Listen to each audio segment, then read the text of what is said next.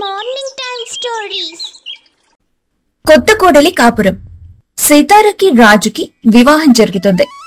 అప్పగింతల సమయంలో మైనా, చూడమ్మ సీతారా, కన్నబిడ్డలాగా నీకు వివాహం చేశాను. ఇక నువ్వు అక్కడ సంతోషంగా ఉండాలి. ఏ కష్టం వచ్చినా కూడా ఓర్చుకుని ఉండాలి. చీటికి మాటికి గొడవపడి పుట్టింటికి రాకూడదు. నేను నిన్ను చూసి చాలా నేర్చుకున్నాను వదినా. ఎంత కష్టమైనా సరే నువ్వు అన్నయ్యలు నన్ను వదిలిపెట్టి వెళ్ళలేదు. జాగ్రత్తగా ఉంటాను. చూడు బావా, మా చెల్లెల్ని జాగ్రత్తగా చూసుకో. తనకి అమ్మా నాన్న లేకపోతే మేమే తల్లిదండ్రులుగా చూసుకున్నాము. నువ్వు జాగ్రత్తగా చూసుకుంటే అంతే చాలు.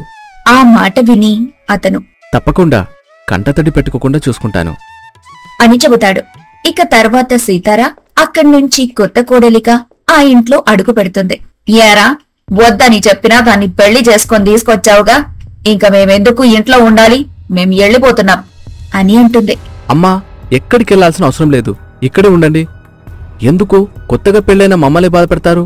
ఉండండి అని చెప్పడంతో ఆమె ఏమీ మాట్లాడకుండా తన కూతురు ఆరవలిని తీసుకుని భర్త రాఘవయ్యతో కలిసి అక్కడ్నుంచి వెళ్లిపోతుంది. దయచేసి ఎక్కడికి వెళ్ళకండి. నేను ఇంట్లోకి వచ్చిన వెంటనే కుటుంబం విడిపోయిందన్న చెడ్డ పేరు నాకొద్దు. కావాలంటే మేమే వెళ్లిపోతాం. దయచేసి వెళ్ళొద్దు అని ఏడుస్తూ ఉంటుంది. కన్నీటి వలలు మా దగ్గర వేయాల్సిన అవసరం లేదు. సిగ్గు లేకుండా ఎలా మాట్లాడుతున్నావు? మా అన్నయ్యని వదిలిపెట్టమని ఎప్పుడో చెప్పాను, కాని నువ్వు మాట వినలేదు. మీ చావు మీరు చావండి అని వాళ్ళందరూ అక్కడ్నుంచి వెళ్లిపోతారు. సీతార ఏడుస్తూ ఉంటుంది. వాళ్ళు వేరే చోటికి అద్దెకు వెళ్తారు. సీతార ఏం చెయ్యలేక ఏడుస్తూ ఉండిపోతుంది. రాజు ఆమెను ఓదారుస్తాడు. ఆ రోజు గడిచిపోతుంది. ఆ మరుసటి రోజు ఉదయం ఆరవలి సీతార దగ్గరికి వస్తుంది. సీతారతో ఏదో మాట్లాడడానికి ప్రయత్నిస్తూ ఉండగా రాజు, ఎందుకే మళ్ళీ ఇబ్బంది పెట్టడానికి వచ్చావా? కొంచెం కూడా మానవత్వం లేదా నీకు? ఎందుకు ఆమెను ఇలా ఇబ్బంది పెడుతున్నారు? ఆరవలి, నీ భార్యని నేను ఇబ్బంది పెట్టడానికి రాలేదు. నేను నిన్న ఇంట్లో నగలు తీసుకెళ్లడం మర్చిపోయాను, అందుకే వచ్చా ఇక్కడికి అని వెళ్లి బీరువా తలుపు తీస్తుంది. అందులో నగలు లేకపోవడంతో తను చాలా కోపంగా, ఆరవలి, ఇందులో పెట్టే నగలు ఏమైపోయాయి? ఒక్క రోజులో నీ భార్య మొత్తం తన గదిలో పెట్టుకుందా? సీతారా, అసలు అక్కడ నగలున్న సంగతి కూడా నాకు తెలీదు. నిజంగా చెబుతున్నాను ఆరవలి. ఆరవలి చాలా కోపంగా, దొంగ దొరికిన తర్వాత నీలాగే నీతి మాటలు చెబుతుంది. మర్యాదగా నీ పెట్టె తెరిచి చూపించు. అందుకు రాజు అస్సలు ఒప్పుకోడు. కాని సీతారా తనని అడ్డుకొని, నేను తప్పు చేయనప్పుడు ఎందుకు భయపడాలండి అంటూ తన పెట్టె తెరిచి చూపిస్తుంది. అందులో ఆరవలి నగలుంటాయి. దాన్ని చూసి సీతారా రాజు ఇద్దరూ ఆశ్చర్యపోతారు. ఆరవలి, ఎప్పుడేమంటావు సీతారా? నీలాగా డబ్బు లేని చదువు లేని వాళ్లతో ఇలాగే ఉంటుందని మా అన్నయ్యకి బాగా అర్థమవుతుందిలే. ఆ రోజు కోసం ఎదురు చూస్తూ ఉంటాను. ఈ రోజు ఇలా చేసింది రేపటి రోజు ఎంతకైనా తెగిస్తుంది. మా మాటలు విననందుకు నువ్వు అనుభవిస్తావు అని కోపంగా నగలు తీసుకుని అక్కడ్నుంచి వెళ్లబోతూ ఉండగా అప్పుడే సీతారా అత్తగారు మామయ్య అక్కడికొస్తారు. విషయం తెలుసుకుని ఆమెను నడిరోడ్డు మీదకి తీసుకొస్తారు. చుట్టుపక్కల వాళ్ళందరూ కూడా దాన్ని వింతగా చూస్తూ ఉంటారు. చూసావా, ఇలాంటి దాన్ని నువ్వు తీసుకొచ్చి ఇంట్లో పెట్టుకుంటున్నావు. అందుకే ఇలాంటి దాంతో నువ్వు కాపురం చేయడం అంత మంచిది కాదు. ఇప్పుడే ఇలా చేస్తుందంటే ముందు ముందు ఇంకేం చేస్తుందో అని అంటూ ఉంటుంది. చుట్టుపక్కల వాళ్ళు ఆమెను అడుగుతూ ఉంటారు, ఏం జరిగింది అని. ఇంకేం జరగాలి? సొంత ఇంట్లో నగలు కొట్టేసి ఏం తెలియనట్టు కూర్చుంది. చుట్టుపక్కల వాళ్ళు ఇలాంటి ఆడవాళ్లు ఉండబట్టి కాపురాలు కూలిపోతున్నాయి. కోడలిగా వచ్చి ఒక్కరోజు కూడా కాలేదు, అప్పుడే ఇలాంటి పనులు చేస్తుందా అని తిడుతూ ఉండగా భర్త ఏమీ మాట్లాడకుండా చూస్తూ ఉంటాడు. సీతార ఏడుస్తూ, ఏమండి, వాళ్ళన్ని మాటలంటుంటే మీరేం మాట్లాడకుండా ఉన్నారెందుకు? భర్త, ఏం మాట్లాడాలి నేనింకా? కళ్ళ ముందు జరిగిందంతా నిజమే కదా. దయచేసి మీరిక్కడి నుంచి వెళ్ళిపోండి అంటూ వాళ్ళని పంపిస్తాడు. ఇక అతను సీతారని తీసుకుని లోపలికి వెళ్లిపోతాడు. సీతార ఏడుస్తూ, నేను ఆ నగల్ని దొంగతనం చేయలేదు అని చెబుతూ ఉంటుంది. అతను ఏం మాట్లాడకుండా వెళ్లిపోతాడు. సీతార బాధగా అక్కడ కూర్చొని ఉంటుంది. అప్పుడు మళ్లీ అత్తగారక్కడికి వచ్చి, అత్తగారు, మర్యాదగా ఈ ఇంటిని వదిలిపెట్టి వెళ్ళకపోతే చాలా దారుణాలు చూడాల్సొస్తుంది. ఈ కాపురం నేను చేయలేనంటూ మీ అన్నయ్య దగ్గరికెళ్ళి మళ్ళీ తిరిగి రాకూడదు. ఎందుకత్తయ్యా నా మీద అంత పగపట్టారు? నేనేం పాపం చేశాను? ఏం జరిగిందో ముందు ముందు నీకే తెలుస్తుందిలే. నువ్వేం బాధపడకు. ముందు ముందు ఇంకా ఉంటుంది. ఏం జరిగినా నేనిక్కడ్నుంచి కదలను. నా పుట్టింటికి మాత్రం అస్సలు వెళ్ళను అని గట్టిగా చెబుతుంది.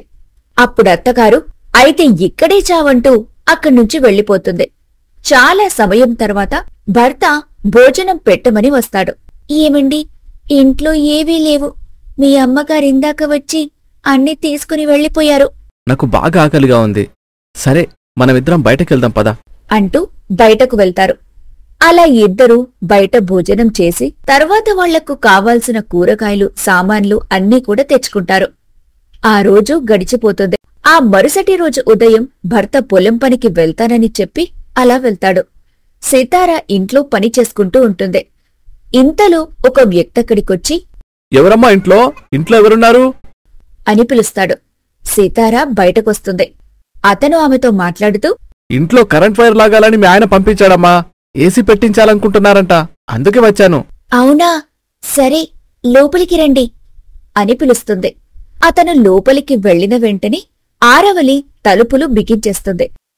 లోపలున్న సీతారా తలుపు తీయండి, ఎవరు తలుపు వేసింది అంటూ అరుస్తూ ఉంటుంది. బయట ఉన్నవాళ్లు చుట్టుపక్కల వాళ్ళందరినీ పిలుస్తూ ఉంటారు. రండి రండి, అందరూ రండి. చూడండి, మా అన్నయ్య బయటకు వెళ్ళాడో లేదో. ప్రేయుణ్ణి లోపలికి పిలిపించుకుంది మహా ఇల్లాలు. ఈ భాగవతం చూద్దరు రండి అంటూ పిలుస్తూ ఉండగా చుట్టుపక్కల వాళ్లందరూ అక్కడికొస్తారు. ఆరవలి ఆమె గురించి చెడుగా చెబుతూ తలుపు తీస్తుంది. లోపలతను బయటికొస్తాడు. ఎవరు నువ్వు? ఎందుకు లోపలికెళ్ళావు? నేను ఇటుగా వెళ్తున్నానండి. ఏమైనా లోపలికి రమ్మని పిలిచింది. ఏంటి అని లోపలికొచ్చాక తలుపు వేసింది. నాకు భయం వేసింది. ఇంతలో మీరందరూ వచ్చారు అని అబద్ధం చెబుతాడు. ఆ మాట వినగానే సీతార చాలా కంగారుగా అతను అబద్ధం చెప్తున్నాడు. అతను చెప్పింది నిజంగా అంత అబద్ధం. అతని మాటల్ని నమ్మకండి అని చెబుతూ ఉంటుంది. దొంగతనం బయటపడిన తర్వాత అందరూ చెప్పే శ్రీరంగ నీతులు ఇవేలే. అన్నయ్య రాని నీ భాగవతం మొత్తం బయట పెడతాను అని చెబుతుంది. ఆరవలి, నువ్వు ఆడదానివే కదా, ఎందుకు నా మీద ఇంత పెద్ద నింద వేస్తున్నావు? నీకు పుణ్యం ఉంటుంది. ఇలా చేయటం సరైనది కాదు. అయ్యో రామా, నేనేం చేశాను?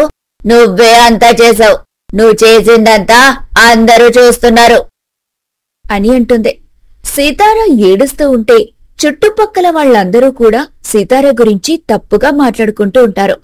అప్పుడే ఒక ముసలామె ఎక్కడికి వచ్చి, ఛీ ఆపండి, మీరు ఇలా ఉన్నారు కాబట్టి మీ మనసంతా చెడిపోయింది. అసలు ఏం జరిగిందో నేను మొత్తం చూశాను. వీడే ఆ అమ్మాయితో మాట్లాడి లోపలికి వెళ్ళాడు. అప్పుడు ఈ ఆరవలి తలుపు వేసింది. నేనంతా చూస్తూనే ఉన్నాను అని అంటుంది. ఆ మాట వినగానే అందరూ ఆశ్చర్యపోతారు. అతను లోపలికి వెళ్ళాడు కాబట్టే నేను తలుపు వేశాను. నోరు ముయ్యి, వాడు ఏసి బోసిగని చెప్పి లోపలికి వెళ్ళాడు. అంతా నేను చూస్తూనే ఉన్నా. మీ అన్నయ్య వీణ్ణి పంపించాడని చెప్పాడు. ఏరా, నిజం కదా అని అడుగుతుంది. అతను భయంతో అక్కడ్నుంచి పారిపోతాడు. చూసారా ఎలా భయంతో పరిగెడుతున్నాడు? నోరు ముయ్యవే, చేసిందంతా నువ్వే. కావాలని ఈ అమ్మాయి మీద నిందలు వేస్తున్నావు అని గట్టిగా అరవటంతో అక్కడున్న వాళ్ళందరూ కూడా, అసలు మీ వదిన మీద ఇలాంటి నింద వేయడానికి నీకు మనసెలా వచ్చింది? చీచీ అంటూ ఆమెను తిట్టడంతో ఆరవలి కోపంగా అక్కడ్నుంచి వెళ్ళిపోతుంది. చుట్టుపక్కల వాళ్లు కూడా ఎక్కడి వాళ్ళక్కడికి వెళ్ళిపోతారు. సీతార ఏడుస్తూ, బామ్మ, నువ్వు లేకపోతే ఎంత ఘోరం జరిగేదో. సమయానికి దేవతలా వచ్చి నన్ను కాపాడావు అని అంటుంది. ఊరుకో అమ్మా, ఇక్కడ జరిగింది ఏది కూడా మీ ఆయనతో చెప్పకు. గుట్టుగా కాపురం చేసుకో అని అంటుంది. సీతార సరే అని చెప్పి అందుకు మరోసారి కృతజ్ఞతలు చెప్పుకుంటుంది. ఆ తర్వాత ఎవరి దారిన వాళ్లు వెళ్ళిపోతారు. సీతార చాలా బాధగా అటూ ఇటూ తిరుగుతూ ఉంటుంది. ఇదిలా ఉండగా సితార అన్నా వదిన ఇద్దరూ ఇలా మాట్లాడుకుంటూ ఉంటారు. ఏమండి, సితార లేకపోతే ఇల్లంతా బోసిపోయినట్టుంది. తను ఎలా ఉందో ఏంటో అని చాలా కంగారుగా ఉందండి. తను వెళ్లి కేవలం 2 రోజులు మాత్రమే అవుతుంది. మనం అప్పుడే అక్కడికి వెళ్తే అస్సలు బాగోదు. అయినా వాళ్ళ అమ్మా నాన్నకిష్టం లేకుండా పెళ్లి చేసుకున్నాడు. అతనసలు వాళ్ళ అమ్మా నాన్నని ఎలా చూసుకుంటున్నారో ఏమో. నాక్కూడా కొంచెం కంగారుగానే ఉంది. అయితే మనం ఒక 2 రోజుల తర్వాత అక్కడికి వెళ్దామండి. సరే చూద్దాం. 2 రోజుల్లో పని ముగించుకుని వెళ్దాం. అందుకామె చాలా సంతోషపడుతుంది. ఇక అక్కడికి వెళ్లటానికి కావాల్సిన పిండి పదార్థాలు, పచ్చళ్ళు అన్నీ కూడా భార్యాభర్తలు ఇద్దరూ స్వయంగా తయారు చేస్తూ ఉంటారు. అప్పుడే బయట నుండి వాళ్లకి అన్నయ్య అన్నయ్య అంటూ పెద్ద పెద్ద ఏడుపులు, కేకలు వినిపిస్తాయి. ఏమండి, సితార వచ్చిందేమో అండి, ఏడుస్తుందంటే ఏదో జరిగిందండి అంటూ కంగారుగా చెబుతుంది. అతను కూడా చాలా కంగారు పడతాడు. భార్యాభర్తలు ఇద్దరూ కంగారుగా బయటికొస్తారు. కాని అక్కడ రజనీ అనే అమ్మాయి ఉంటుంది. రజనీని చూసి, ఏమైందమ్మా రజని, ఎందుకు ఏడుస్తున్నావు? మా ఆయన తాగొచ్చి నన్ను కొడుతున్నాడన్నయ్య. ఇప్పుడు దాకా నన్ను చితకబాదాడు. నాకెవరు లేరన్నయ్య. నేను ఒంటరిదాన్ని. నా అనుకున్న వాళ్ళెవ్వరూ లేరు. మీరు నన్ను కాపాడాలి.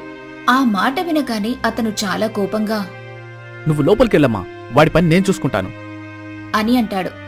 మైనా రజనీని తీసుకొని లోపలికి వెళ్తుంది.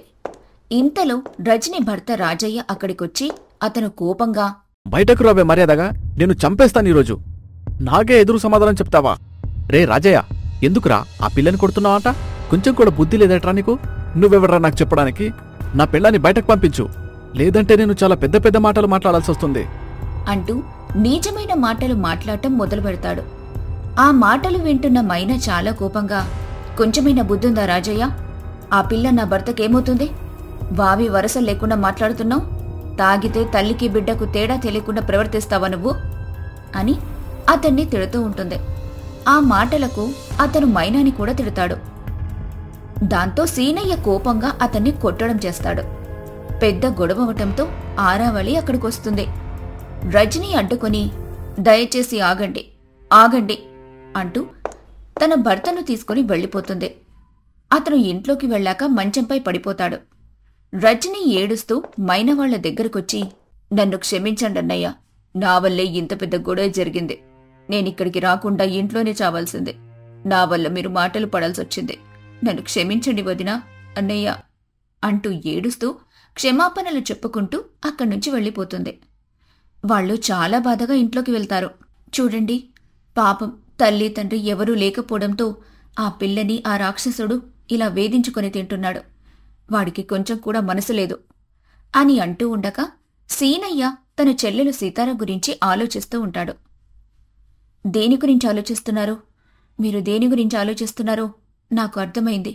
సీతార గురించే కదా. సీతారకి మనమున్నాం. తను అనాథ కాదు.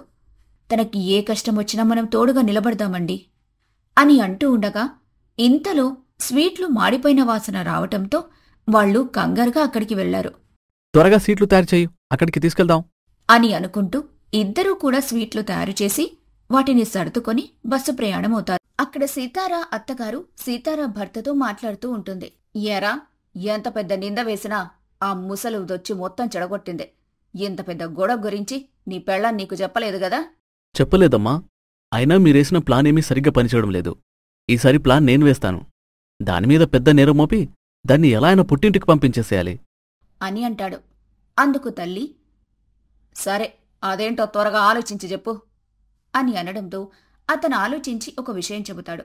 అందుకు తల్లి సరే అంటుంది. అతను ఒక విషయాన్ని చెప్పి ఏమీ తెలియనట్టుగా ఇంటికి వెళ్తాడు. ఇంటికి వెళ్లే సమయానికి అక్కడ సీతార అన్న వదిన ఉండటం చూసి తన మనసులో, అయ్యో వీళ్ళేంటి ఇలా వచ్చారు? ఇప్పుడు గనక మా అమ్మ వస్తే చెప్పిందంత వేస్ట్ అయిపోతుంది. మా అమ్మ రాకుండా ఏదో ఒకటి చేయాలి అని అనుకుంటూ ఉండగా, బావగారు బాగున్నారా? చాలా రోజులైంది మిమ్మల్ని చూసి. చాలా బాగున్నాం. మైనా కూడా అతన్ని పలకరిస్తుంది. సీనయ్య ఆమెను పలకరిస్తాడు.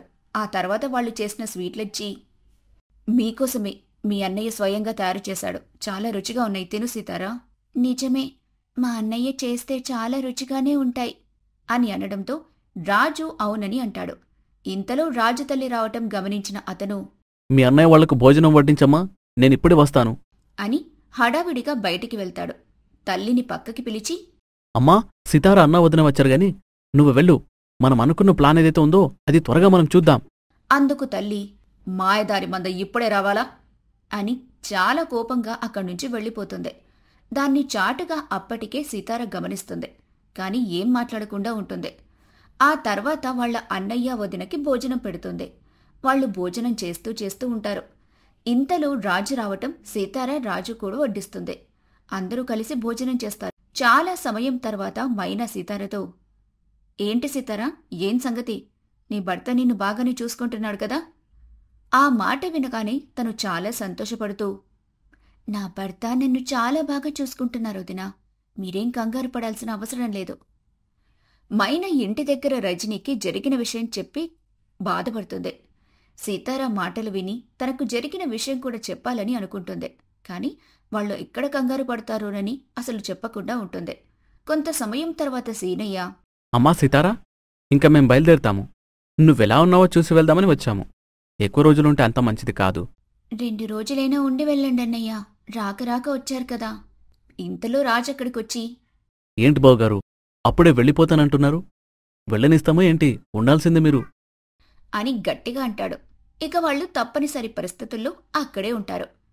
ఆ ఉన్న 2 రోజులు అతను వాళ్ళని చాలా బాగా చూసుకుంటూ ఉంటాడు. వాళ్లు కూడా చాలా సంతోషపడతారు. 2 రోజుల తర్వాత వాళ్లు వీడ్కోలు చెప్పి ఇంటికి తిరిగెళ్లడానికి బస్సెక్కుతారు. ఇక సాయంత్రానికి వాళ్లు గ్రామానికి చేరుకున్న తర్వాత సీతార గురించి ఏం దిగుల్లేదు అని చెప్పుకుంటూ ఉంటారు. ఇదిలా ఉండగా సీతార తన భర్తతో మాట్లాడుతూ ఉంటుంది. ఏమైందండి? ఎందుకు మీ అమ్మగారొచ్చారు? ఆమెతో మీరు మాట్లాడుతున్నారేంటి? ఆమె కోపం తగ్గించుకుంది. అరావళి మా నాన్నకి తెలియకుండా ఇక్కడికొచ్చింది. నీకిష్టమైన పులిహోర పొంగలి తీసుకునొచ్చిందట. కాని మీ అన్నయ్య వాళ్ళు ఉండడంతో నేనే ఇప్పుడొద్దులే వెళ్ళు అని అన్నాను. ఆ మాట వినగానే ఆమె చాలా బాధగా, అయ్యో, అలా ఎందుకు చేశారండి? మా అన్నయ్య వాళ్ళు వస్తే ఏమవుతుంది? ఆమెను కూడా రమ్మని చెప్పాల్సింది. ఆ మాటలు విని అతను, ఇప్పుడేమైందిలే, తను వస్తాది, నేను చెప్తాను అని అంటాడు. అందుకు తను సరే అని చెబుతుంది. అతనక్కడ్నుంచి వెళ్ళిపోయిన తర్వాత కొంత సమయం తర్వాత ఆరవలి ఒక పంజరంలో చిలుకను తీసుకుని అక్కడికొస్తుంది. వదినా, నన్ను క్షమించు. మా అమ్మ నాన్న నన్నలా బలవంతం చేయడంతో నిన్నితో అలా ప్రవర్తించాను. అలా చేశాను. ఇంకెప్పుడు కూడా అలా చెయ్యను. నన్ను క్షమించు వదినా అంటూ కాళ్లమీద పడుతుంది. ఆ మాటలు విని సీతారా, ఇదంతా కల నిజమా? నేనస్సలు నమ్మలేకపోతున్నాను. ఏదేమైనా నువ్విలా మాట్లాడుతుంటే నాకు చాలా సంతోషంగా ఉంది. నువ్వు నాకు క్షమాపణ చెప్పాల్సిన అవసరం లేదు అంటూ తనని హత్తుకుంటుంది. అప్పుడు ఆరవల్లి సంతోషపడుతూ, వదినా, ఇది నీకోసమే, తీసుకో. ఇది మాట్లాడగలదు. మాట్లాడే చిలుక ఇది అంటూ ఇస్తుంది. దాన్ని చూసిన ఆమె చాలా సంతోషపడుతుంది. వదినా, నేనిక్కడికి వచ్చినట్టు ఎవరికీ చెప్పకు. అన్నయ్యకు కూడా చెప్పొద్దు. ఇక నేను వెళ్తాను అని అంటుంది. ఆ మాటలకి సీతారా, నేనెవరికీ చెప్పను. నువ్వు అప్పుడప్పుడు వస్తూ ఉండు అని అనటంతో తను సరే అంటూ అక్కడ్నుంచి వెళ్ళిపోతుంది. కొంత సమయం తర్వాత అత్తగారక్కడికొస్తుంది. అమ్మా సీతారా, నన్ను క్షమించమ్మా. నేను చాలా పెద్ద తప్పు చేసి నిన్ను ఎన్నెన్నో మాటలన్నాను. నన్ను క్షమించు. తొందరలో ఒక బిడ్డని నా చేతిలో పెడితే మీ మావయ్య మనసు మారుతుందేమో. ఆ తర్వాత అందరం కలిసి ఇక్కడే ఉండొచ్చు. అందుకు సీతారా, తప్పకుండా అత్తయ్య, మనమందరం కలిసి ఉండటమే నాకు కావాలి అని అంటూ ఉండగానే ఇంతలో రాజు అక్కడికొస్తాడు. రాజుని చూసిన తల్లి, ఏరా వచ్చావా? ఇదిగో మీ ఇద్దరి కోసం నేను పాయసం తీసుకొచ్చాను. దీన్ని తినండి. చాలా అద్భుతంగా చేశాను అని అనడంతో, తప్పకుండా అమ్మా అంటూ రాజు అంటాడు. ఇంతలో ఎదురుగా ఉన్న చిలుకను చూసి, సీతారా, ఈ చిలుక ఎక్కడిది? ఎవరు తీసుకొచ్చారు అని అడగటంతో చిలుకమ్మ ఒక్కసారిగా, రమేష్ తీసుకొచ్చిచ్చాడు. నన్నిక్కడ వదిలిపెట్టినందుకు సీతారా రమేష్కి ముద్దు పెట్టింది అని అంటుంది. ఆ మాట వినకాని సీతారా అత్త అతను ఇద్దరు కూడా ఆశ్చర్యపోతారు. కాని సీతారా కంగారు పడుతూ ఉంటుంది.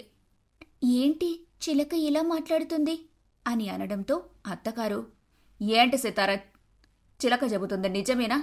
ఏంటమ్మా ఇది? నువ్వు చాలా మంచిదానివనుకున్నాం. కాని ఇదంతా ఏంటి? నాకు అర్థం కావటం లేదు. అయ్యో అత్తయ్య, నాకు ఏమీ అర్థం కావటం లేదు. ఆ మాటలకి రాజు కోపంగా రమేష్ ఎవరంటూ కొట్టడం మొదలు పెడతాడు. సీతారా ఏడుస్తూ, నాకేం తెలీదండి. నాకేం తెలీదు అంటూ కేకలు వేస్తుంది. ఇంతలో అత్తగారు అడ్డుకోవడానికి ప్రయత్నిస్తే రాజు ఆమెని పక్కకు నెడతాడు. ఆమె దూరంగా వెళ్లి పడుతుంది. రాజు సితారని కొడుతూ ఉండగా ఆమె పెద్ద పెద్దగా కేకలు వేస్తూ, నేనేం తప్పు చేయలేదండి, నేను రమ్మంటే మీ చెల్లెలే దాన్ని తీసుకొచ్చిచ్చింది, నాకేం తెలీదు అని అంటూ ఉండగా అతను కోపంగా వాళ్ల అన్నయ్యలకు జరిగిన విషయమంతా చెప్పి వాళ్లని రమ్మని కబురు పంపిస్తాడు. సితార అన్న వదిన చాలా కంగారుగా సితార ఇంటికి బయలుదేరతారు. సితార అన్నా వదిన చాలా కంగారుగా ఇవాళ ఇల్లు చేరుకున్న తర్వాత, ఏం జరిగింది, ఎందుకంత హడావిడిగా రమ్మన్నారు బావగారు? నా నోటితో నేను చెప్పలేను. ఏం జరిగిందా, మీ చెల్లెల్ని అడగండి. సితార అన్నా వదిన చాలా కంగారుగా ఏం జరిగిందమ్మా అని అడుగుతారు. ఆ మాటలు విని తను జరిగిన విషయమంతా చెప్తుంది. దానిని విన్న వాళ్ళు ఎవరు నిజం చెప్తున్నారు, ఎవరు అబద్ధం చెప్తున్నారో అర్థం కాక నిలబడిపోతారు. నిజ నిజాలేంటో నేను ఇప్పుడే తెలుస్తాను, ఒక్క నిమిషం ఆగండి అంటూ సితార అత్తగారిని ఆ చిలుక ఎదురుగా నిలబడమని చెప్తారు.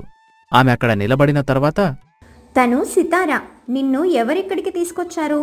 సితార ఏం చేసింది? నన్నిక్కడికి రమేష్ తీసుకొచ్చినందుకు సితార రమేష్కి ముద్దు పెట్టింది అని అంటుంది. ఆ మాట వినగానే మైనా, ఇప్పుడు అర్థమైందా? మీ అమ్మగారిని చూసి సితారాకు ఏదైతే చెప్పిందో మీ అమ్మ వైపు చూసి కూడా అదే చెప్తుంది. అంటే దీనికి ఎవరో కావాలని ఇలాంటి మాట్లాడమని బాగా ట్రైనింగ్ ఇచ్చారు. ఆ మాట వినగానే వాళ్ళు చాలా కంగారు పడుతూ ఉంటారు. అప్పుడు సితార, ఇంకెవరు ఇలా చేస్తారు? నా ఆడపడిచే ఇలా ట్రైనింగ్ ఇచ్చింది. ఆరావలినే ఇదంతా చేస్తుంది. నన్ను ఇక్కడ ఉంచడం తనకి ఇష్టం లేదనుకుంటా, అందుకే ఇదంతా చేసింది అని పెద్ద పెద్దగా అరవడంతో వాళ్ళు ఏం మాట్లాడకుండా ఉంటారు. అప్పుడు రాజు తల్లి, క్షమించండి బాబు, ఇలా అవుతుందని అస్సలు అనుకోలేదు. నా కూతురు ఇలా చేస్తుందని నేను కలలో కూడా ఊహించలేదు. అప్పుడు సీనయ్య, మా అమ్మాయిని మేము మా ఇంటికి తీసుకెళ్ళిపోతాము. నాకు పూర్తిగా అర్థమైంది. ఈ పెళ్లి మీరు కావాలనే పగతో చేసుకున్నారు, ప్రేమతో ఏం చేసుకోలేదు. నా చెల్లెలు నా ఇంట్లోనే ఉంటుంది. తనకి నేను మరో పెళ్లి చేస్తాను. ఈ నరకంలో ఇలా మాటలు పడుతూ తననిక్కడ అస్సలుంచను. పదమ్మా వెళ్దాం అని అంటాడు. ఆ మాటలకి సితార ఏడుస్తూ, అన్నయ్య, నేను ఎక్కడికి రాను. దయచేసి మీరిక్కడి నుంచి వెళ్ళిపోండి. కష్టమో నష్టమో స్వర్గమో నరకమో నేను ఇక్కడే ఉంటాను. దయచేసి మీరు వెళ్ళిపోండి అని ఏడవడంతో వాళ్ళు ఏం మాట్లాడకుండా సీనయ్య వెళ్తూ వెళ్తూ, నేను మీ అందరికి ఒక మాట చెప్తున్నాను. తనకేమన్నైతే ఇక్కడ ఎవరు కూడా బ్రతకరు. అందర్నీ చంపి నేను జైలుకెళ్ళిపోతాను అని కోపంగా అక్కడ్నుంచి మైనని తీసుకుని వెళ్ళిపోతాడు. వాళ్ళలా వెళ్ళిపోయిన తర్వాత అత్తగారు కోడలితో క్షమించమ్మా అని అక్కడి నుంచి వెళ్ళిపోతుంది. ఆమె వెళ్ళిపోయిన తర్వాత సితార, నన్ను మీరు పగతోనే పెళ్లి చేసుకున్నారా? నిజం చెప్పండి, మా అన్నయ్యకి మీకు మధ్య ఏం జరిగింది చెప్తారా లేదా? అందుకతను ఏం మాట్లాడకుండా ఉంటాడు. అప్పుడు సితార, నేను బావిలో దూకి చచ్చిపోతాను. నిజం చెప్పండి, నాకేమన్నా అయితే మీరు బ్రతకరు. నిజమేంటో నాకు ఈరోజు తెలియాలి అని గట్టిగా అడగడంతో రాజు సరే చెప్తాను అని ఏదో చెప్పడం మొదలు పెడతాడు. Flash back. కొన్ని నెలల క్రితం మీ అన్నయ్య నేను కలిసి వ్యాపారం మొదలుపెట్టాము. మీ అన్నయ్య దగ్గరుండి వ్యాపారం మొత్తం చూసుకుంటున్నాడు. నేను వేరే పనుల మీద తిరుగుతూ ఉన్నాను. ఆ సమయంలో నువ్వు నా మీద వ్యాపారమంతా వదిలేసి వెళ్ళిపోతున్నావు. నేనొక్కడిని వ్యాపారం చేయలేకపోతున్నాను. నువ్వు కూడా ఇక్కడ ఉన్నావంటే ఒకరికొకరు మనం సాయం చేసుకోవచ్చు. ఈ వ్యాపారం ఒకటే కాదు కదా, నాకు చాలా పనులుంటాయి. నేను కూడా చూసుకోవాలి కదా అన్ని పనులు. ఇలా అయితే ఎలా చెప్పు? ఇద్దరం కలిసి వ్యాపారం మొదలుపెట్టినప్పుడు ఇద్దరం దగ్గరుండి చూసుకోవాలి. ఆ మాటకు నాకు కోపం వచ్చింది. నాకు కుదరదు అని చెప్పి అక్కడ్నుంచి వెళ్ళిపోయాను. ఇక అప్పటినుంచి మా ఇద్దరి మధ్య చిన్న చిన్న గొడవలు మొదలయ్యాయి. ప్రతి చిన్నదానికి గొడవలవుతూనే ఉన్నాయి. ఇక నేను చాలా కోపంగా మీ అన్నయ్యతో ఇలా అన్నాను, రేయ్, నేను నీ నుంచి విడిపోయి కొత్తగా వ్యాపారం మొదలుపెట్టి నీకంటే బాగా డబ్బు సంపాదిస్తాను. మంచి స్థాయికి ఎదిగి చూపిస్తాను. అప్పుడు నువ్వే నా కాళ్ల దగ్గరికి వస్తావు. నేను కూడా కోరుకుంటున్నది అదే. నువ్వెక్కడున్నా సంతోషంగా ఉండాలి, బాగా పైకి ఎదగాలని కోరుకుంటున్నాను అని అన్నాడు. అక్కడ్నుంచి నేను బయటకొచ్చేశాను. మీ అన్నయ్యకి ఎదురుగానే కొత్త హోటల్ స్టార్ట్ చేశాను. రోజులు గడుస్తూ ఉన్నాయి. మీ అన్నయ్య దగ్గరుండి వ్యాపారం చూసుకుంటూ మంచి స్థాయికొచ్చాడు. నేను మాత్రం అక్కడే ఉన్నాను. వ్యాపారంలో చాలా నష్టపోయాను. అలా నష్టపోయిన తర్వాత నాకు బాగా కోపం వచ్చింది. మీ అన్నయ్య ఎదుగుదలని చూడలేకపోయాను. వ్యాపారంలో దెబ్బతీయలేకపోయాను. వాణ్ణి జీవితంలో దెబ్బతీయాలని నిర్ణయించుకున్నాను. వాడి దగ్గరికి వెళ్ళాను. వాడు నన్ను చూసి, నేను చెప్పాను కదా, నా మాట నువ్వు వినలేదు. ఇప్పుడేమైంది? చాలా నష్టపోయావు. నాకు చాలా బాధగా ఉంది. ఇక్కడ దాకా వచ్చావంటే ఖచ్చితంగా నువ్వు నా సాయం కోరుకోవాలని అనుకుంటున్నావు కదా మిత్రమా? నేనిప్పుడు నీకు తోడుగా ఉంటాను. చెప్పు, నేనేం చేయాలి? నేను దగ్గరుండి వ్యాపారం చూసుకుంటాను. నీతో మళ్ళీ నేను వ్యాపారంలో భాగస్వామ్యుడిగా ఉంటాను. అందుకు తను తప్పకుండా అన్నాడు. ఇక ఇద్దరం కలిసి వ్యాపారం బాగా చేయాలని సిద్ధపడ్డాము. కొన్ని రోజుల తర్వాత మంచి లాభాలొచ్చాయి. ఆ తర్వాత నేను నీ గురించి మీ అన్నయ్య చెప్పాడు. అప్పుడే అది మంచి అవకాశం అని భావించాను. కావాలని మీ అన్నయ్యతో పాటు మీ ఊరికి మీ ఇంటికి వస్తూ ఉండేవాణ్ణి. అలా నీతో పరిచయం ఏర్పాటు చేసుకున్నాను. ఆ తర్వాత మీ అన్నయ్యకి నా ప్రేమ సంగతి చెప్పాను. అతను ఒక్క నిమిషం కూడా ఆలోచించకుండా సరే అన్నాడు. అందుకే నిన్ను పెళ్లి చేసుకుని వాడిమీద పగ తెచ్చుకుందామని అనుకున్నాను అంటూ జరిగిన విషయమంతా చెప్తాడు. ఆ మాట విని సీతారా, పగ తీర్చుకోవడం కోసం నా జీవితాన్ని నాశనం చేయాలని చూస్తున్నావన్నమాట. నువ్వు ఇలాంటి వాడివని నేనస్సలు ఊహించలేదు అంటూ ఏడుస్తూ లోపలికి వెళ్ళిపోయింది. రాజుకి ఏం చేయాలో అర్థం కాక చాలా బాధగా అక్కడ్నుంచి బయటికి వెళ్ళిపోతాడు. రాజు సరాసరి తల్లిదండ్రుల దగ్గరికి వెళ్తాడు. జరిగిన విషయమంతా చెప్తాడు. వాళ్ళు ఆ మాట విని, అంత నీవల్లే జరిగిందిలే. పగా పగ అంటూ నేను దాన్ని పెళ్లి చేసుకోవడం, మీరు నాకు వత్తాసు పలకడం సరిపోయింది. ఈ రోజునుంచి నేను కూడా చస్తూ బతకాలి. ఆ సితారా నన్ను ఏం చేస్తుందని భయంగా ఉంది. అలాంటి భయాలేం పెట్టుకోమాక. నీకు మేమున్నాము. జరగాల్సిందేదో జరిగిపోయింది. ఇక మేం కూడా అమ్మాయిని ఇబ్బంది పెట్టదలుచుకోలేదు. వదిలేయి. నిజానికి ఇందులో నీ తప్పే ఉంది. వాడు నీకు మంచి చేయాలని చూస్తే నువ్వే వాడికి చెడు చేయాలని చూశావు. ఏంట్రా, దానికి నిజం చెప్పావా? ఎందుకలా చేశావు? వాళ్ళ అన్నయ్య చూశావు కదా ఎలా మాట్లాడాడో. ఇక నుంచి తనతో జాగ్రత్తగా ఉండాలి, లేదంటే అది మన ప్రాణానికే ప్రమాదం. అందుకే నేను చెప్పాను మన వాళ్ళల్లోనే పెళ్లి చేసుకుందాం, బయట వాళ్ళల్లో చేసుకోవద్దు అని. ఇప్పుడేం జరిగిందో చూసావుగా. ఆ మాటలకి రాజు ఏం మాట్లాడకుండా ఉంటాడు. రాజు తన మనసులో బాధపడుతూ తన ఇంటికి చేరుకుంటాడు. తన ఇంటికి వెళ్ళి సితారా ఏం చేస్తుందని చూస్తాడు. సితారా ఏం మాట్లాడకుండా తన పని తను చేసుకొని పడుకుంటుంది. అతను ఆమెతో మాట్లాడే ప్రయత్నం చేస్తున్న సమయంలో, దయచేసి మీరు నాతో మాట్లాడొద్దు. మీరు పగ సాధించడానికే కదా నన్ను పెళ్లి చేసుకున్నారు. మీరు ఆ పగతోనే ఉండండి, ప్రేమగా మారాలని చూడకండి. ఎందుకంటే పగతో ఉన్నవాడు ఎప్పటికీ ప్రేమించలేడు. వాడి మనసులో పగే ఉంటుంది, ప్రేమ ఎప్పటికీ రాదు. ప్రేమ చూపించినా అది కపటమైన ప్రేమే అవుతుంది. సితారా, నేనేం మాట్లాడాలో నాకు అర్థం కావడం లేదు. ఈరోజు జరిగిన సంఘటనతో నాకు చాలా బాధ కలిగింది. నువ్వు ఏడుస్తూ ఉండడంతో నాకు తెలియని బాధ వచ్చింది. నేను నిజంగా మారిపోయాను. ఇక మీదట అలా ఉండదు. మన జీవితం చాలా బాగుంటుంది అని అంటాడు. ఆ మాటలు విని పెద్దగా నవ్వుతూ సితారా, అబద్ధాన్ని ఎంత తీయగా చెప్తున్నారో. నేను ఎప్పటికీ మిమ్మల్ని నమ్మను.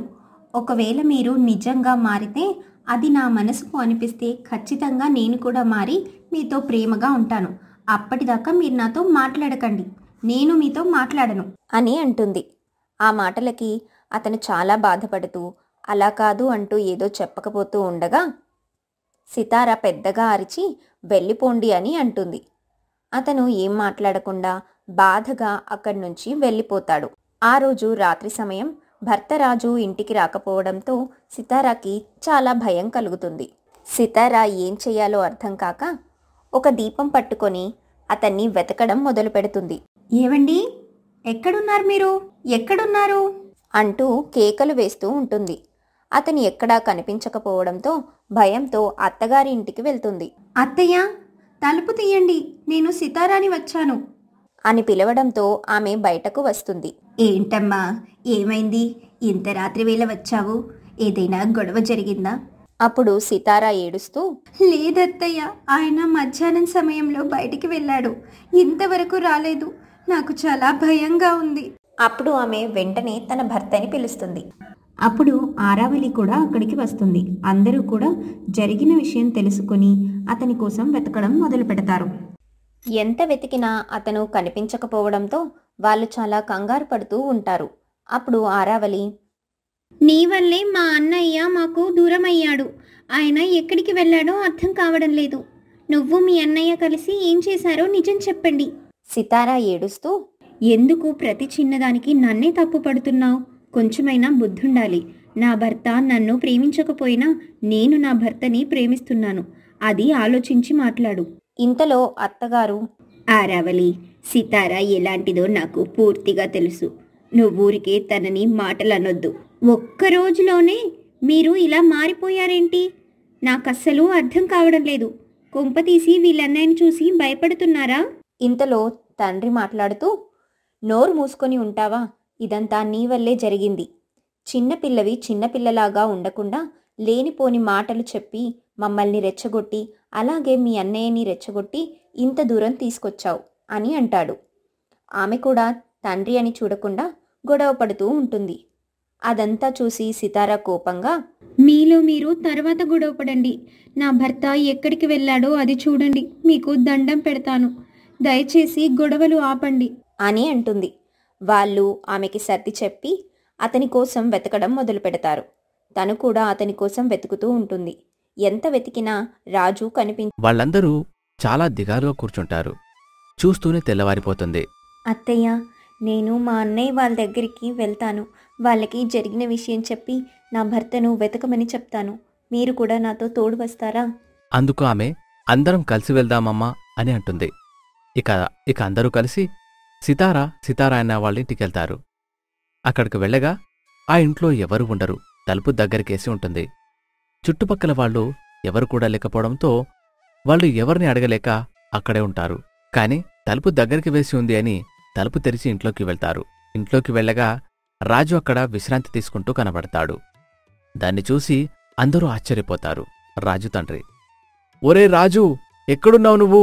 నిన్న మొత్తం మమ్మల్ని ఎంత కంగారు పెట్టావో తెలుసా? అసలిక్కడేం చేస్తున్నావు నువ్వు? ఎప్పుడు వచ్చావు అని పెద్దగా అరుస్తూ ఉంటాడు. ఆ అరుపులకి అతను నిద్రలేస్తాడు. రాజు, నాన్నా, మీరందరూ ఏంటి ఇక్కడికొచ్చారు? నన్ను వెతుక్కుంటూ వచ్చారా అని అనడంతో వాళ్ళు అవును అని చాలా కోపంగా అంటారు. ఇంతలో సితారా అన్నయ్య సీనయ్య వస్తాడు. సీనయ్య, రండి రండి, అందరూ కూర్చోండి అని వాళ్ళని ఆహ్వానిస్తాడు. ఒక్క నిమిషం పక్కకురా అని అంటాడు. సీనయ్య, మీరు నన్ను ఏమడుగుతారో నేను ఊహించగలను. రాజు ఎప్పుడిక్కడికి వచ్చాడు ఏంటి అనేది కదా మీ అందరికీ ఒకేసారి వివరించి చెప్తాను. అసలు ఎప్పుడు వచ్చాడు, ఎందుకు వచ్చాడో మాతో ఏం మాట్లాడు అనేది మీకు వివరంగా చెప్తాను అని అనడంతో వాళ్ళు సరే అని అంటారు. సీనయ్య చెప్పడం మొదలు పెడతాడు. నిన్న సాయంత్రమే అతను ఇక్కడికి వచ్చాడు. సీనయ్య, నేను పూర్తిగా మారిపోయాను. కానీ మీ చెల్లెల మాట అస్సలు నమ్మడం లేదు. మనిద్దరి మధ్య ఉన్న పగ ఏంటి అనేది జరిగిన విషయమంతా చెప్పేస్తాను.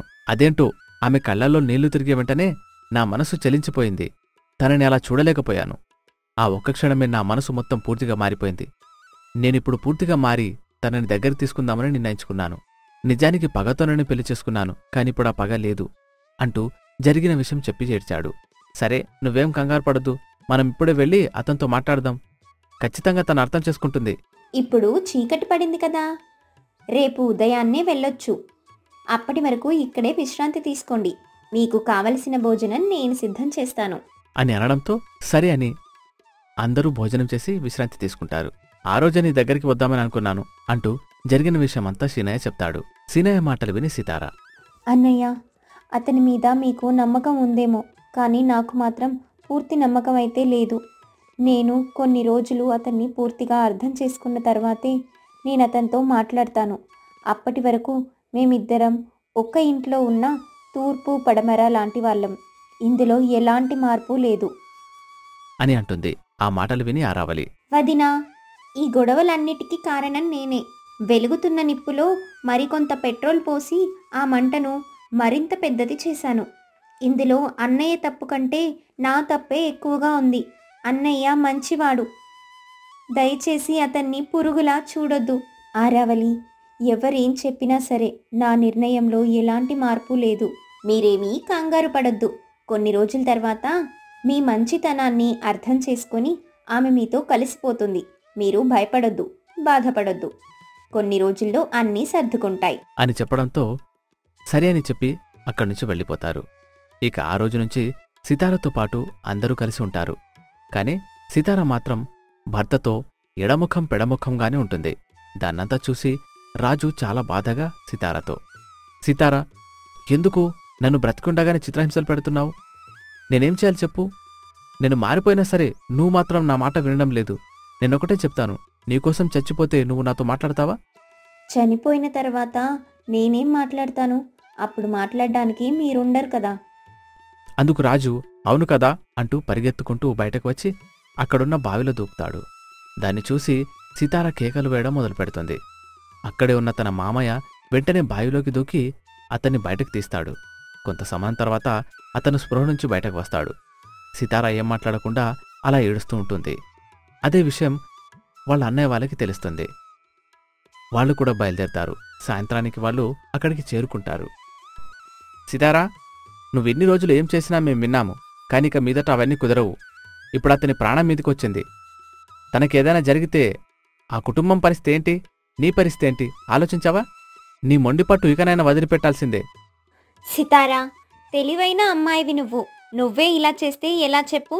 ఆ కుటుంబం మొత్తం మారిపోయి నిన్ను బాగా చూసుకుంటున్నారు కదా. అలాంటప్పుడు నువ్వు నీ భర్తని ఇలా వేధించడం అనేది సరైన పద్ధతి కాదు. ఆ మాటలకు సితార ఏడుస్తూ, ఇలా జరుగుతుందని నేనస్సలు ఊహించలేదు. నన్ను క్షమించండి. ఏవండి, నన్ను క్షమించండి. భర్త రాజు తనని ఓదార్చి లోపలికి తీసుకెళ్తాడు. ఇక వాళ్ళందరూ కథ సుఖాంతమవుతుందని సంతోషపడతారు. ఆ తర్వాత ఎక్కడ వాళ్ళక్కడికి వెళ్ళిపోతారు. రోజులు గడుస్తూ ఉంటాయి. ఇక కుటుంబంలో కలిసిపోయి చాలా సంతోషంగా ఉంటున్న సమయంలో పంతులుగారు అరావలి తండ్రితో, ఏవండి, మీ అమ్మాయికి బ్రహ్మాండమైన సంబంధం వచ్చింది. అబ్బాయిది పక్కూరే, బాగా డబ్బుంది, పొలం పనులు చేసుకుంటాడు, వ్యాపారాలు కూడా ఉన్నాయి. మీకు ఎలాంటి బాధ ఉండదు. పక్కూరులో అయితే మా అల్లుడు కూడా ఉన్నాడు. అతన్నొక మాట అడుగుతాను. అసలు పిల్లవాడు ఎలాంటివాడో తెలుసుకుని ఆ తర్వాత మనం సంగతులు మాట్లాడుకుందాం అని అనడంతో అతను సరే అని అంటాడు. ఇక పిల్లవాడి గురించి తెలుసుకొని రాజయ్య స్వయంగా సీనయ్య ఇంటికి బయలుదేరతాడు. అతను వాళ్ళ ఇంటికి చేరుకున్న తర్వాత, ఏంటి మామయ్య గారు, మీరిలా వచ్చారు? మళ్ళీ అమ్మాయేమన్నా చేసిందా? ఛా, అలాంటిదేమీ లేదు. ఇక అమ్మాయి గురించి మీరు పట్టించుకోకండి. మేమందరం చాలా సంతోషంగా ఉన్నాము. నేను మన అరావలి సంగతి మాట్లాడదామని వచ్చాను. వాళ్ళు ఏంటా అని చూస్తూ ఉండగా అతను అరావలికి వచ్చిన సంబంధం గురించి చెప్తారు. వాళ్ళకి డబ్బు వ్యాపారం ఉంది, కాని అబ్బాయి ఏం పని చెయ్యడు. ఆ వ్యాపారాలు కూడా సరిగ్గా చూసుకోవడం లేదని విన్నాను. తల్లిదండ్రులు కూడా ఎవరు లేరు. ఒక్కడే కొడుకు. ఒకసారి ముందు వెనక ఆలోచించి అడుగు వేయండి. ఆ విషయం తెలుసుకుందామని వచ్చాను. అబ్బాయి మంచివాడైతే మనం పెళ్లి చేయొచ్చు. అబ్బాయి వయసు కూడా పెద్దదే, మన అరావలికి ఇడిజోడు కాదు అని మాట్లాడుతూ ఉండగా సుభాష్ అనే వ్యక్తి ఆ మాటలు వింటాడు. ఆ మాటలు విని రమేష్ దగ్గరికి వెళ్లి విషయాలు చెప్తాడు. దానిని విన్న రమేష్ చాలా కోపంగా, ఆ సీనయ్యగడి సంగతి చెప్తాను. ఈ పెళ్లి కాకుండా చెడగొడుతున్నాడు కదా, వాడి సంగతి నేను చూసుకుంటాను. ఏదన్నా తేడా రావాలి, వాడి పని ఖచ్చితంగా చెప్తాను అని అతనితో చెప్తాడు. చాలా సమయం తర్వాత రాజయ్య అక్కడ్నుంచి బయలుదేరతాడు. అతను వెళ్తూ ఉండగా ఇంతలో రమేష్ అక్కడికి వస్తాడు. రమేష్ని రాజయ్య గుర్తుపడతాడు. రమేష్కి అతను ఎవరో తెలీదు, కాని ఊర్లో కొత్తగా కనిపించడంతో తన మనసులో రమేష్, అతనే అనుకుంటా మా కాబోయే మామగారు. ఇతని ముందు మనం మంచివాళ్లలో ప్రవర్తించాలి అని అనుకుని అతనితో రమేష్, ఎవరండి మీరు? మిమ్మల్ని కొత్తగా చూస్తున్నాను. ఇంత ఎండలో ఎక్కడికో బయలుదేరారు? మాది పక్కూరు బాబు. ఇక్కడ మా అల్లుడు వాళ్ళుంటే పలకరిద్దామని వచ్చాను. ఇప్పుడు పక్కూరికి బస్సులు లేవండి. కొంచెంసేపు విశ్రాంతి తీసుకుని బయలుదేరొచ్చు కదా. అందుకతను ఏం మాట్లాడకుండా ఉంటాడు. అప్పుడు రమేష్, ఒక పని చేయండి, నేను కూడా పక్కూరికి వెళ్తున్నాను. మీకు అభ్యంతరం లేకపోతే నా కారులో మిమ్మల్ని ఇంటి దగ్గర వదిలిపెడతాను.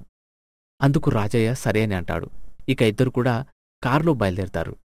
కారులో వెళ్లే సమయంలో రమేష్ రాజయ్యకి ఎన్నో మాటలు చెప్తాడు. ఆ మాటలన్నీ విన్న రాజయ్య మనసులో, ఏంటి, తన గురించి నా అల్లుడేమో ఇలా చెప్పాడు, ఇతని మాటల్లోనేమో నాకు మంచితనం కనబడుతుంది, కాని ఎక్కడ కూడా తను మంచివాడు కాదని అనిపించడం లేదే అనుకుంటూ ఉంటాడు. ఇక ఇల్లు చేరుకున్న తర్వాత రాజయ్య, బాబూ, ఒకసారి మా ఇంటికి రా బాబూ అని పిలవడంతో అతను, ఈసారిలో వచ్చినప్పుడు తప్పకుండా వస్తాను అని అంటాడు. కాని బలవంతంగా అతను లోపల రమ్మని పిలవడంతో అతను లోపలికి వెళ్తాడు. ఇక అమ్మాయి చేత కాఫీ తెప్పించడం, ఇక ఇంట్లో ఉన్న వాళ్ళందర్నీ పరిచయించడం లాంటివి చేస్తాడు. రమేష్ చాలాసేపు అక్కడే ఉండి తర్వాత అక్కడ్నుంచి వెళ్ళిపోతాడు. అతను వెళ్ళిపోయిన తర్వాత రాజయ్య రమేష్ సంగతి చెప్తాడు. వాళ్ళందరూ కూడా చాలా సంతోషపడతారు. కాని సితార వాళ్ళ అన్నయ్య చెప్పిన విషయం కూడా వాళ్లకు చెప్పడంతో వాళ్ళందరూ కూడా అయోమయంలో పడతారు. ఇంట్లో వాళ్ళందరూ రమేష్ గురించి మాట్లాడుకుంటూ ఉంటారు. కాని సీనయ్య చెప్పిన దాని గురించి ఏంటి అనేది ఎవరికీ అర్థం కాదు. ఆ సమయంలోనే సీతార, అన్నయ్య చెప్పాడంటే మనమందరం ఆలోచించాల్సిన విషయమే మామయ్య. 4 మాటలు మంచిగా మాట్లాడినంత మాత్రాన మంచివాళ్ళు అయిపోరు కదా. మనం ఒక ఇంటికి అమ్మాయిని ఇస్తున్నాం. అమ్మాయి జాగ్రత్తగా ఉందో లేదో అనేది మనమే కదా చూసుకోవాల్సింది. అందుకే వెనక ముందు ఆలోచించి చేద్దాం.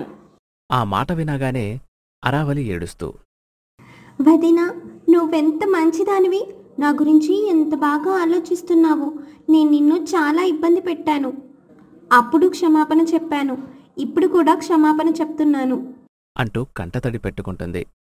ఆ మాటలు విన్న సితారా, ఎందుకలా బాధపడుతున్నావు?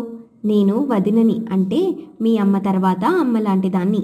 నీ యుగక్షేమాలన్నీ నేను కూడా చూసుకునే బాధ్యత నాకుంది కదా అని అంటుంది. ఇక వాళ్ళందరూ కూడా మళ్ళీ రమేష్ గురించి మాట్లాడి ఒకసారి సీనయ్యతో మాట్లాడదాము అని అనుకుంటారు. ఇక అందరూ సీనయ్య దగ్గరకు చేరుకుంటారు.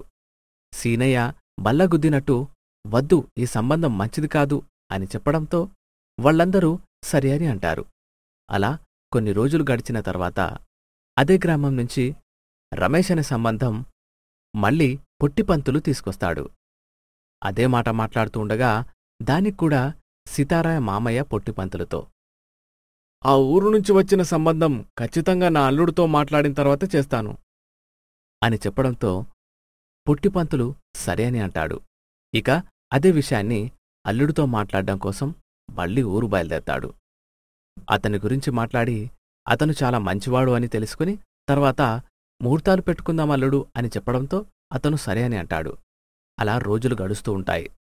నిశ్చితార్థం రేపు అనగా మైనా తల్లి ఆరోగ్యం బాలేదని కబురు రావడంతో మైనా మరియు సీనయ్య అక్కడికి వెళ్లాల్సి వస్తుంది.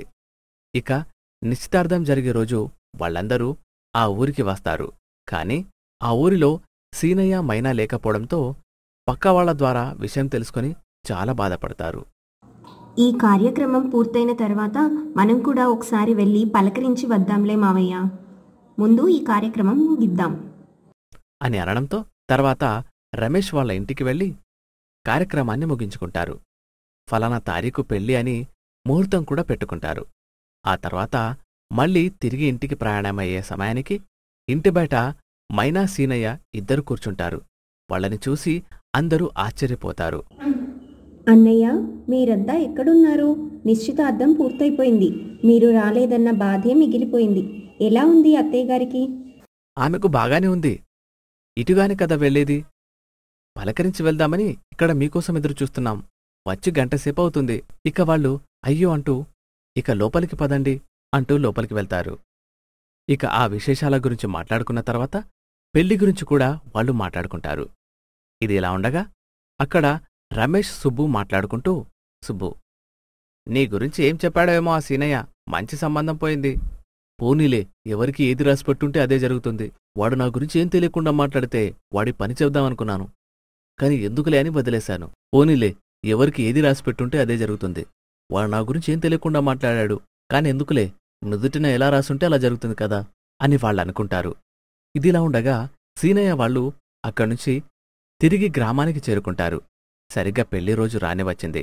ఆ సమయంలోనే సుబ్బుకి అదే ఊర్లో ఉంటున్న రమేష్ అనే వ్యక్తితో అరావలికి పెళ్లి కుదిరింది అని తెలిసి అతను తన స్నేహితుడు రమేష్ దగ్గరికి వెళ్తాడు. తర్వాత రమేష్తో జరిగిన విషయమంతా చెప్తాడు. దాన్ని విన్న రమేష్, ఇప్పుడు సీనియర్ దగ్గరికి వెళ్ళి అసలు ఈ విషయం పూర్తిగా తెలుసుకోవాల్సిందే, లేదంటే నా మనసు అస్సలు ఊరుకోవడం లేదు అని ఇద్దరు కూడా సీనయ్య దగ్గరికి బయలుదేరతారు. సీనయ్య రమేష్ని చూసి ఆశ్చర్యపోతూ, ఏంటి రమేష్, ఇంకా నువ్వు ఇక్కడే ఉన్నావు? పెళ్లి జరుగుతుంది కదా అక్కడ, అసలేంటిక్కడున్నావు? కనీసం ముస్తాబు కూడా అవ్వలేదు. వాడెవడో పెళ్లికి నేనెందుకు ముస్తాబవుతాను? అసలు అరావలిని నేను పెళ్లి చేసుకోవాలి. ఎందుకు పనికిరాని రమేష్కిచ్చి పెళ్లి చేస్తున్నారు? నా గురించి ఆ రోజేమో పిచ్చి కూతురు కోసావంట, అందుకే మా ఇద్దరికి పెళ్లి కుదరలేదు. ఇప్పుడేమో వెధవకిచ్చి పెళ్లి చేస్తుంటే నువ్వేం మాట్లాడకుండా ఉన్నావా? పైగా వాడు వయసులో పెద్దవాడు అని నిలదీయడంతో సీనయ్య కంగారుగా, రమేష్, చాలా పెద్ద పొరపాటు జరిగిపోయింది. ఆ రోజు మామయ్య మా ఇంటికి వచ్చినప్పుడు వివరాలని చెప్తూ ఉంటే నేను నీవే అనుకున్నాను. మీ ఇద్దరికి ఆస్తులున్నాయి, పైగా మీ ఇద్దరి పేర్లు రమేష్ అవడంతో నేను పొరపాటు పడ్డాను. మొదట వచ్చిన సంబంధం వాడిది అనుకుని మంచివాడు కాదు అని అనుకున్నాను. రెండోసారి వచ్చిన సంబంధం మీది అనుకుని మంచి సంబంధమని చెప్పాను. ఆ మాట వినగానే రమేష్ కూడా ఆశ్చర్యపోతూ, చాలా పెద్ద పొరపాటు జరిగిపోయింది. మనం త్వరగా వెళ్ళి పెళ్ళి ఆపకపోతే అమ్మాయి జీవితం నాశనమైపోతుంది. వాళ్ళకెవరికైనా ఫోన్ ఉంటే ఫోన్ చేసి విషయం చెప్పండి. అలాంటివేమీ లేవు. ఏ కబురైనా సరే ఇక్కడికి వచ్చి వాళ్ళు చెప్తారు. సరే, మన కార్లో వెంటనే అక్కడికి వెళ్దాం. త్వరగా వెళ్ళకపోతే పెళ్లి జరిగిపోతుంది. త్వరగా వెళ్దాం పద బాబు, చాలా త్వరగా వెళ్ళాలి. ఎట్టకేలకి వాళ్ళు కారులో మండపం దగ్గరికి చేరుకుంటారు. సరిగ్గా తాళి కట్టే సమయానికి ఆపండి అని వాళ్ళంటారు. అప్పుడు వాళ్ళందరూ చాలా ఆశ్చర్యపోయి చూస్తూ ఉండగా సీనయ్య సీతారామాన్ని పక్కకు పిలుస్తాడు. ఇక అందరూ కూడా జరిగిన విషయమంతా అతనికి చెబుతూ ఉండగా సీతారామరాజు, అత్తగారు ముగ్గురు కూడా అక్కడికి చేరుకొని విషయం తెలుసుకుంటారు. అయ్యో, ఎంత పొరపాటు జరిగిపోయిందన్నయ్య, ఇప్పుడేం చెయ్యాలి? ఏం చేయడమని అతన్ని అడగడమెందుకు? పెళ్లిని ఆపేసి ఈ రమేష్కిచ్చి అదే ముహూర్తానికి పెళ్లి జరుగుతుంది అని అంటాడు. ఇక వాళ్ళు చాలా సంతోషపడతారు.